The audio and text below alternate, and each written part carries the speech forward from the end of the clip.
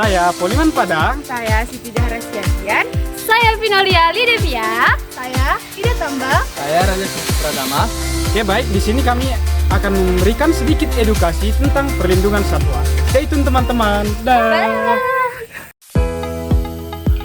Indonesia merupakan negara megabiodiversitas, yaitu negara yang memiliki keanekaragaman hayati dan hewani.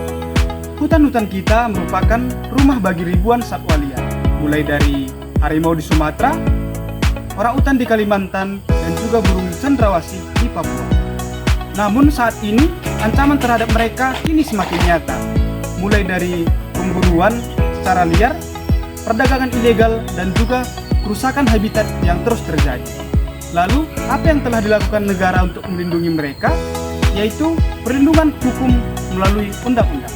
Harian Kompas 26 Agustus 2016 memberitakan penggagalan penyelundupan terenggiling yang marak dilakukan beberapa tahun terakhir ini. Daging terenggiling diklaim berkhasiat untuk kesehatan meski belum ada penelitiannya. Lidah terenggiling dipercaya ampuh sebagai jimat dengan catatan lidah harus dipotong ketika terenggiling masih hidup. Bila dipotong dalam keadaan mati, dipercaya jimat tidak akan ampuh. Kekonyolan tak berhenti sampai di situ. Kulit terenggiling digadang-gadang dapat digunakan sebagai bahan baku sabu yang terbukti hanya mitos. Fenomena selfie perburuan satwa dilindungi menggegerkan media sosial dan aksi ini menuai kecaman keras dari masyarakat. Pelaku perburuan terancam hukuman kurungan maksimal 5 tahun dan denda 100 juta rupiah, namun sanksi ini dinilai terlalu ringan. Undang-undang utama yang mengatur tentang perlindungan satwa di Indonesia tertulis dalam Undang-Undang Nomor 32 Tahun 2024, perubahan atas Undang-Undang Nomor 5 Tahun 1990. Pada pasal 21 ayat 2 berisi tentang setiap orang dilarang untuk menangkap, melukai, membunuh, menyimpan, memelihara, mengangkut, dan memperniagakan satwa yang dilindungi. Adapun sanksi atas pelanggaran tersebut yaitu hukuman pidana penjara hingga 5 tahun dan denda mencapai 100 juta. Indonesia, negeri yang kaya dengan sumber daya alam hayati dan keanekaragaman ekosistem. Dari hutan tropis hingga perairan yang membentang luas, hingga kekayaan laut yang tak tertandingi. Untuk melindungi kekayaan ini, pemerintah menetapkan Undang-Undang Nomor 32 Tahun 2024 yang memperkuat pengelolaan dan perlindungan sumber daya alam kita. Undang-Undang Nomor 32 Tahun 2024 memperjelas penggolongan tumbuhan dan satwa liar yang dilindungi dan tidak dilindungi. Satwa dari luar negeri yang berstatus dilindungi di level internasional berdasarkan IUCN dan CITES. Maka, tumbuhan dan satwa liar tersebut saat masuk ke Indonesia termasuk ke dalam golongan dilindungi. Undang-Undang Nomor 32 Tahun 2024 memperkuat pemanfaatan sumber daya genetik melalui implementasi Protokol Nagoya, serta memberikan kepastian hukum dalam pemanfaatan jasa lingkungan seperti air dan energi air, wisata alam, tenaga matahari, panas bumi, dan pemanfaatan karbon. Satwa apa saja yang dilindungi? Berdasarkan Undang-Undang Nomor 32 Tahun 2024 atas perubahan Undang-Undang Nomor 5 Tahun 1990 tentang konservasi sumber daya alam hayati dan ekosistemnya, diantaranya itu ada harimau Sumatera, orangutan, gajah Sumatera, burung jalak Bali, kukang, dan masih banyak lagi yang lainnya. Nah, mereka dilindungi bukan tanpa alasan, melainkan mereka sudah terancam kategori punah. Peran mereka sangat penting dalam menjaga ekosistem kita.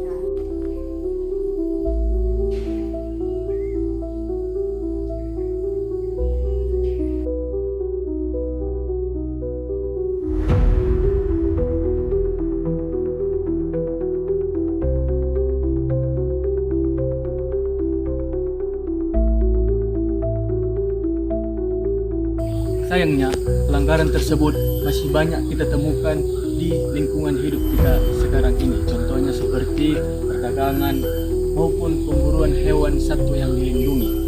Perdagangan satwa liar adalah bisnis yang sangat menggiurkan bagi oknum-oknum tertentu. Di dalam kurun waktu beberapa tahun sebelum ini sudah banyak kasus-kasus tersebut ditangkap oleh pihak yang berwajib dalam menangkap atau mengusut sampai tuntas pelanggaran perdagangan maupun pemburuan satwa yang dilindungi.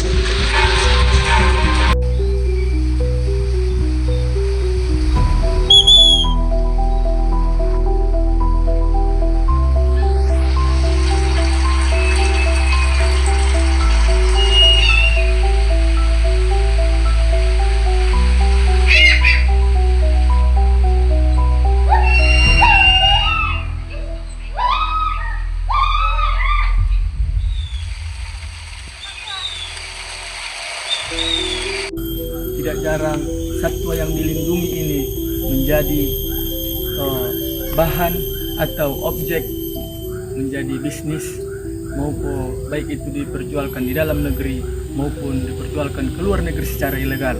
Dan hewan satwa yang dilindungi ini dijadikan bahan atau hewan peliharaan di rumah tersebut. Dan mereka tidak tahu bahwa tindakan yang dilakukan oleh oknum-oknum tersebut adalah tindakan yang dapat merusak ekosistem dan pembunuhan hewan-hewan yang dilindungi tersebut. Lalu bagaimana penegakan hukumnya?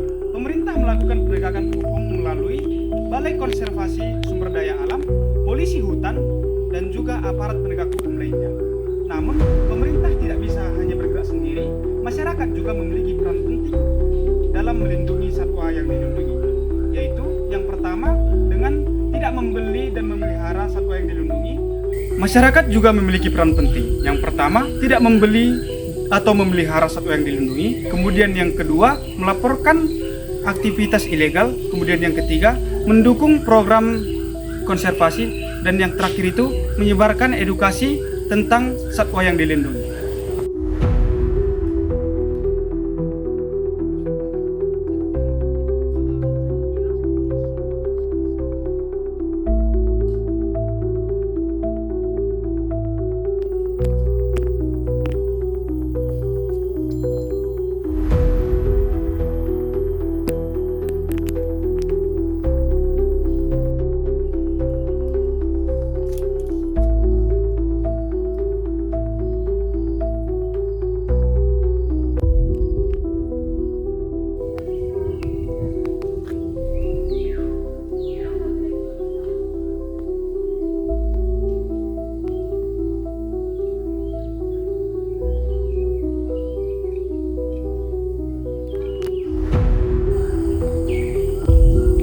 Berbagai organisasi konservasi, baik pemerintah maupun swasta, terus berupaya untuk melestarikan satwa liar.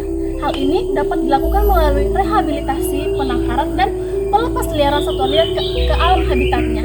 Hal ini dilakukan agar cucu kita dapat melihat burung cendrawasih menari indah di Papua dan auman harimau Sumatera di balik pepohonan.